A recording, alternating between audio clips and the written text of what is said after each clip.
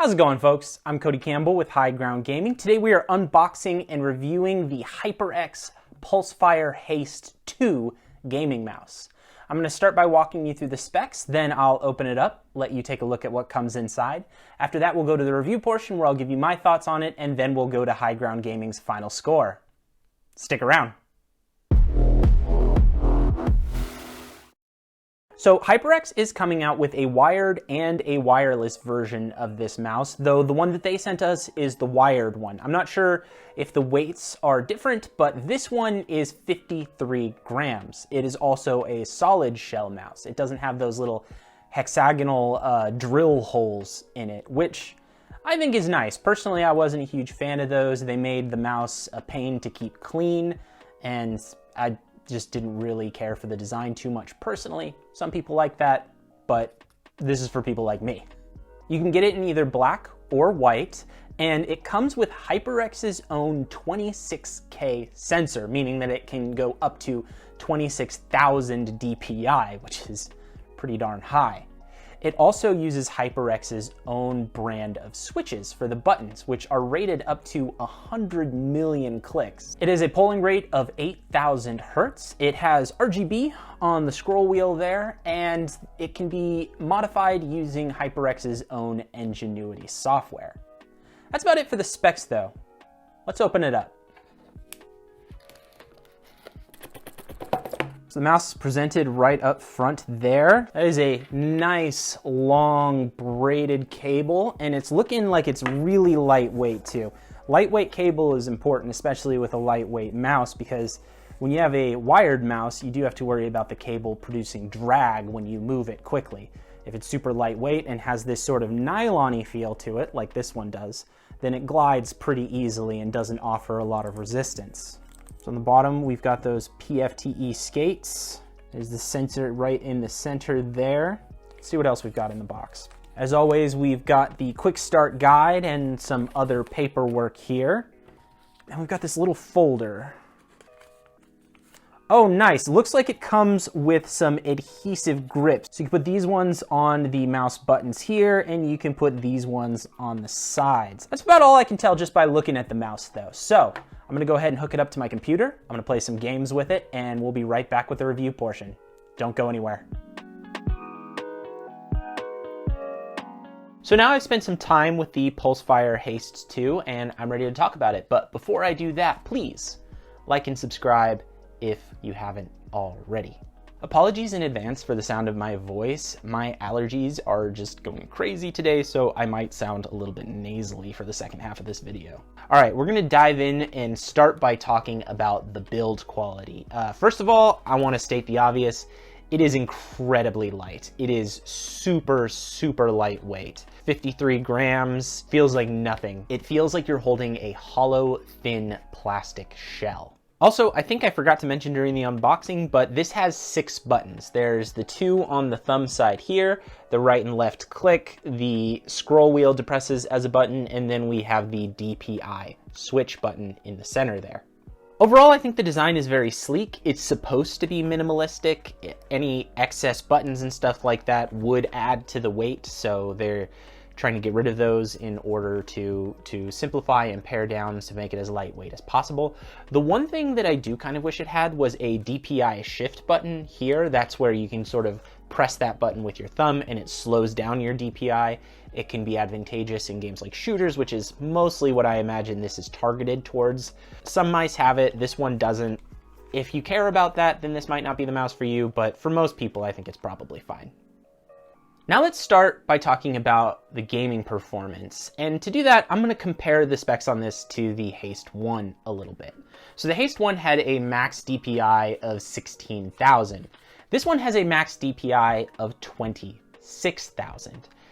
Now, on paper, that is a massive improvement, right? That's a much higher ceiling. And for people who really, really care about the super fast cursor speed in games, if you want to try to adapt to that 26,000, that's a very big deal. That's a huge leap forward. For most people, I personally use a DPI of around 2K. 26K is unwieldy and impossible for me personally. I think most gamers are probably not going to go above that 16,000 threshold, but it is an option, and it's something that this has that the original one didn't.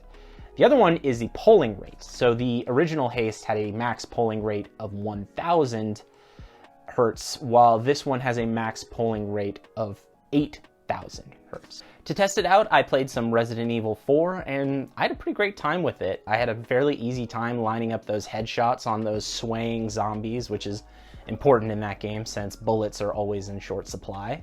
The lightweight and the super fast polling rate made the mouse feel incredibly responsive, and also it just moves really well. The PTFE skates and the paracord cable both offer little to no drag, little to no resistance. It feels really, really smooth. I use this pleather mouse pad, which isn't always as good as like a nylon mouse pad. It's just easier to keep clean. And even on that, this felt like it just moved very smoothly and had very little resistance. So that is a very good sign.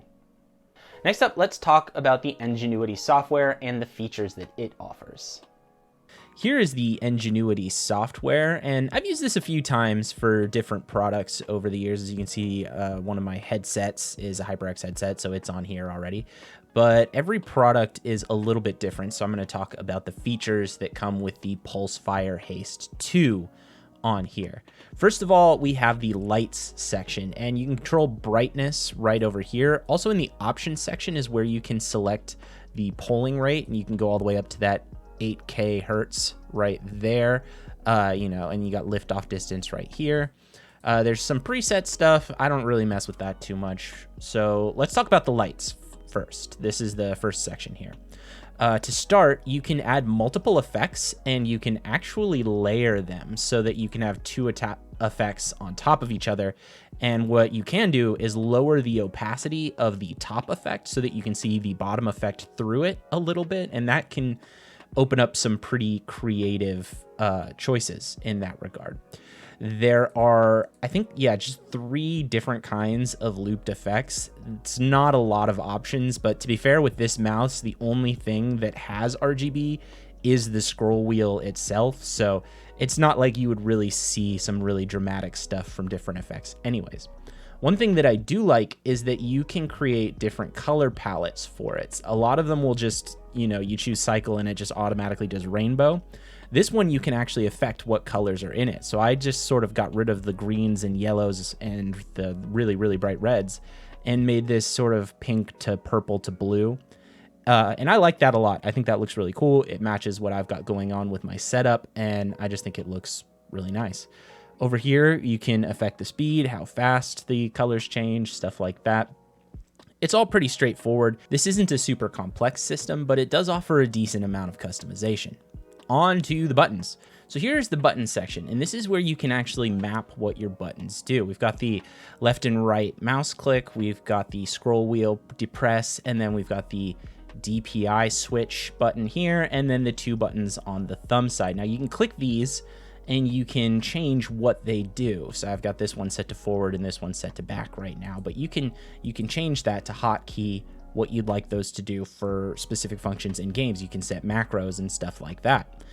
These 2 are probably the only ones I would mess with. Personally, I would leave the top of the mouse be. You really definitely don't want to change what the left and right mouse click do probably, but it is a nice feature.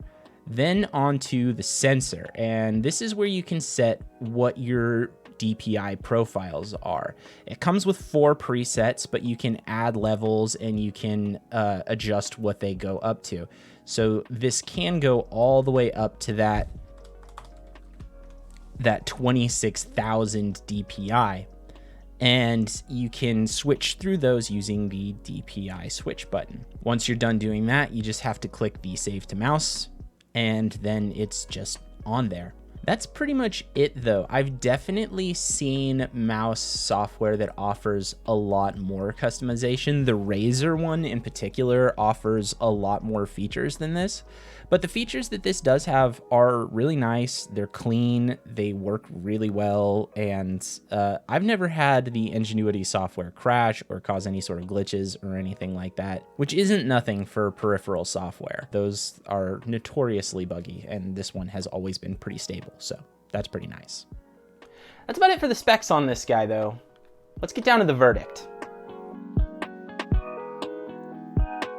So the HyperX Pulsefire Haste 2 MSRPs at $59.99.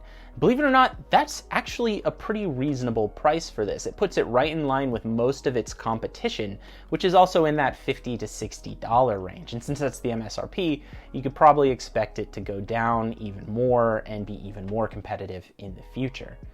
Right now, if you're looking at a value proposition and you want to get a lightweight mouse, actually the biggest competition that this has is from the Haste 1. You can get that one for $40, so, you know, $20 cheaper.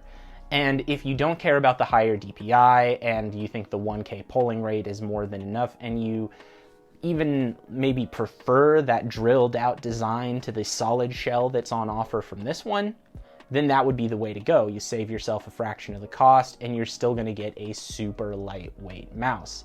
That one is, I think, 6 grams heavier than this one, but honestly, you're not really going to feel that difference. So we gave it a 4.5 out of 5.